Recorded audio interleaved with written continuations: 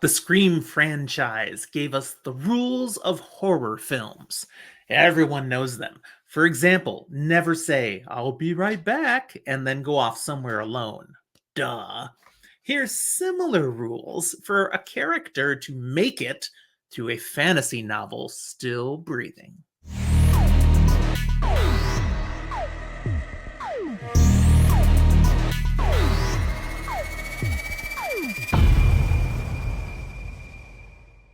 Welcome to Fantasy for the Ages, the show where a father and son talk about fantasy, science fiction, and other nerdy things that we enjoy. Today, just Jim, the father, here with you, as I'm bringing to you a top 10 list, something different, rules for surviving a fantasy novel. If you enjoy this, be sure to let me know. Hit that like button. And if you haven't subscribed yet, that's another great way to say, hey, this stuff's kind of fun. Click subscribe. Now, there will be some spoilers here. This is not specifically about any one story, but I'm going to give examples of each of the 10 rules here. I'm drawing these from fantasy novels. So there will be some spoilers, not end of story spoilers, but little spoilers out of context. If you're really worried about it, it's a little tough to totally avoid. But here, I'll tell you which series I am using here. And if you've read them all, then no worries. The Harry Potter series, The Hobbit, The Kingkiller Chronicle, just the first book, Name of the Wind, The Lies of Locke Lamora, The Lion, the Witch, and the Wardrobe, The Lord of the Rings, The Magicians, Mistborn, just Era 1, Shadow and Bone, A Song of Ice and Fire, The Sword of Truth, yeah, I'm actually using that series, and The Wheel of Time. No major end of series spoilers for The Wheel of Time or any of these. Again, just little spoilers from scattered throughout without a lot of context. So you've been warned. Rule number 10 for surviving a fantasy story. Trust your instincts. Often, the gut feeling that a character has is right. If something feels off, it probably is. It's amazing how often characters ignore their gut and just blindly go ahead and do what they're really thinking maybe they shouldn't. For example, The Fellowship of the Ring. It's always mind-blowing how Gandalf didn't trust his gut about Bilbo's ring. I mean, it's a magic ring. This world does not have a lot of magic rings, people. And then at Bilbo's party at the end, how hard it is, how odd he acts letting go of the ring. Gandalf should have been on that a little bit more, not maybe just slightly suspicious and maybe go do some research. No, he should have acted. Come on. Could have saved the world a ton of hurt. Or from The Name of the Wind, Kvothe doesn't take Ambrose nearly as seriously as he should have, right from the get-go. I mean, the warning signs are there. Ambrose is not just being a bully or a pain. He's got some malicious, harmful intent for Kvothe that doesn't make a lot of sense. There's something deep setting that off. If Kvothe had taken that a little more seriously, he might have not been dinged up nearly so much. All right, rule number 9. Be skeptical of strangers. Not everyone who appears friendly has good intentions. You got to be cautious when you're meeting new people in a fantasy tale. Example, Harry Potter and the Goblet of Fire. Come on, Mad-Eye Moody? He's a bit off. Even the students should have sensed that this guy's not right. His extreme teaching methods, they should have questioned this a little more rather than not even guessing the truth until it's way too late. Or from The Wheel of Time, Padan Fain, little shady, prone to disappear for chunks of time. Maybe people should have questioned that a little bit more, not just, sure, we like you, Padan Fain. We'll come talk again and buy things and trust you. And then there's Melisandre from A Song of Ice and Fire. Okay, come on. Her magic, her dark, secretive ways, all sorts of red flags. Heck, she even had red hair and wore nothing but red. But Stannis Baratheon? Nah, I'm going to keep rolling with this. He even has some of his followers who are like, hey, this is not a good idea. And things end very badly for them for challenging her. Still, just going to keep working with it. What? Number 8, learn some basic survival skills. I mean, know how to forage, find water, build a shelter, start a fire. These sorts of things might become lifesavers. For example, Harry Potter and the Deathly Hallows. Harry, Ron, and Hermione are on the lam hiding out from Voldemort and his Death Eaters for a good long period of time here. And they had it rough. They suffer a bit because they're city folk. They have no idea what to do out here, trying to live off the land.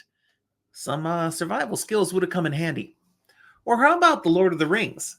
Frodo, again, city bumpkin. I mean, he lived in the Shire.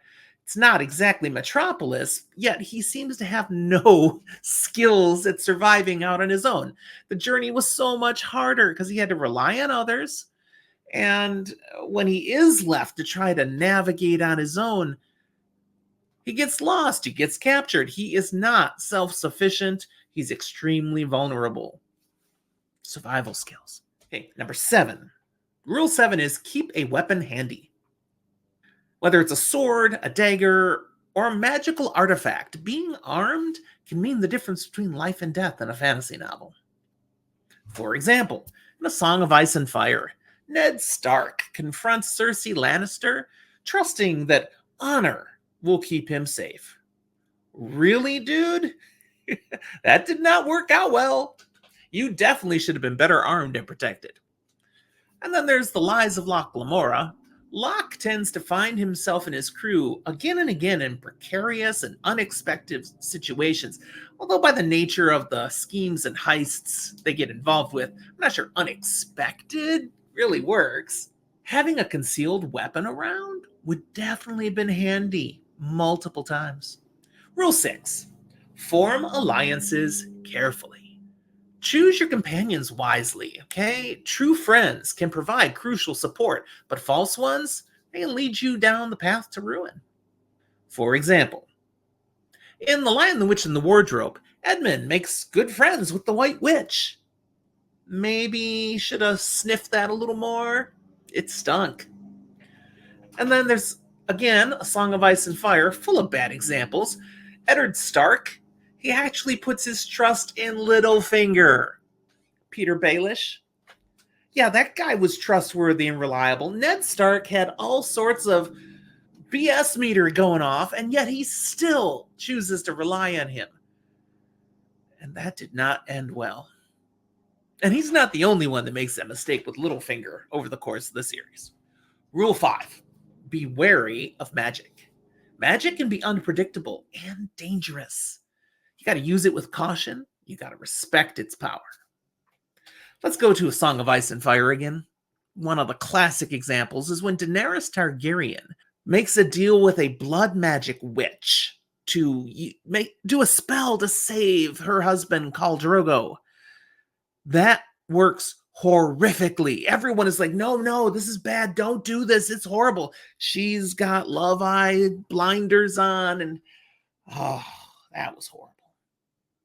And then from Lev Grossman's The Magicians, nearly every character that we're following gets in trouble due to the use of magic, especially lead protagonist Quentin, who just goes all in trying to get more and more power and pretty much loses everything.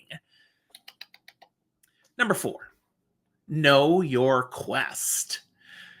Understand your mission and purpose. That will help you survive. When you have a clear goal, it can guide smart actions and decisions that will see you through. Let's talk about the Wheel of Time for this one. Misunderstanding what's really supposed to be accomplished is rampant in this series. Premier in this is the struggles of Rand al'Thor, who has no idea what he's doing.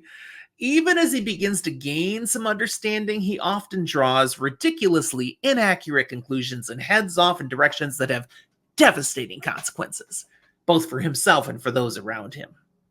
And from The Lord of the Rings, Frodo, again, he truly does not understand the challenge or the stakes of carrying the One Ring to Mordor.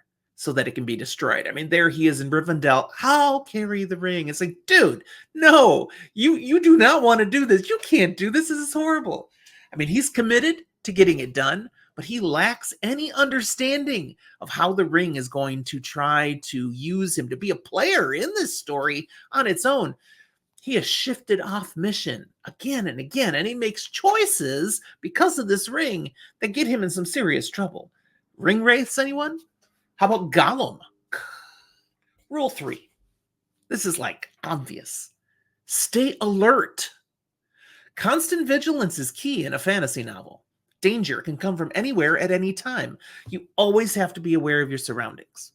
A classic example of this comes from The Hobbit, where Bilbo, he's snuck off to see what's going on at one point and finds some trolls. Nasty little buggers. Well, the trolls find some dwarves who didn't even think to set guard before they go to sleep. Yeah, that was stupid. Dwarves should know better. And then here's where I'm going to dip into the Sword of Truth series by Terry Goodkind.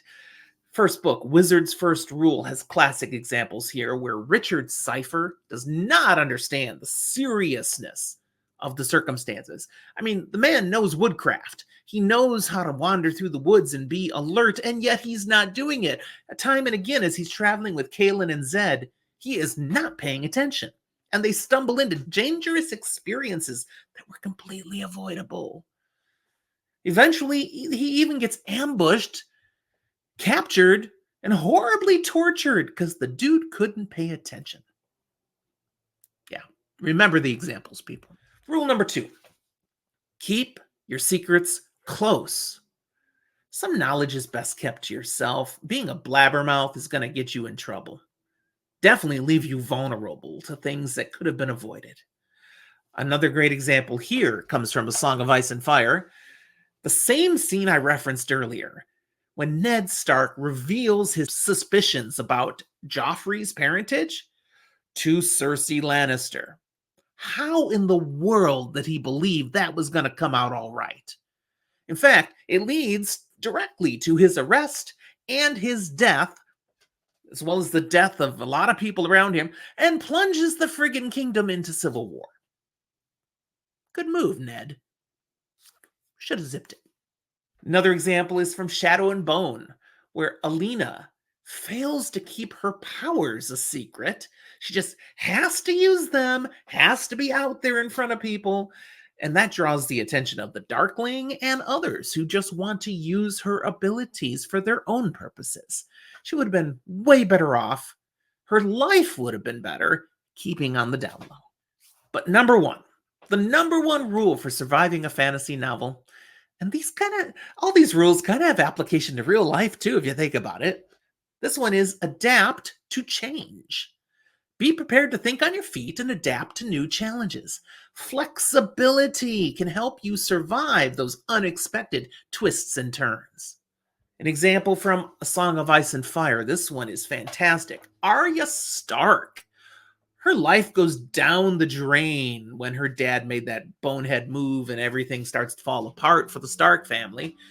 And instead of staying down in the dumps that she ends up in, she pursues possibilities and goes on to become far greater than she once had been, a true force to be reckoned with. I mean, who does not love what Arya Stark becomes? Well, the Night King. Another example is Mistborn, the Final Empire. Instead of remaining a street urchin, the easy path, not that life as a street urchin was particularly easy, but Vin has the opportunity to make more of herself, and she jumps into it, gets trained in her allomantic abilities, becomes a powerful Mistborn, and eventually a major player in reshaping the world. Adapt to change. I have one honorable mention to throw out here. When I think of one of the best ways to survive a fantasy novel, it's be the main character. Plot armor, people. It's a real thing. Unless we're talking grimdark fantasy, when all bets are off. Okay, that's what I have for you today. I hope you enjoyed my 10 rules for surviving a fantasy novel. If you have thoughts, put them in the comment box. If you have rules you would add, Put them in the comment box. It's dialogue. It was a fun thing to think about. And truly, most of these make sense for the real world. I mean, the one about magic, eh, but most of them very appropriate. Thanks for watching. We'll talk to you next time.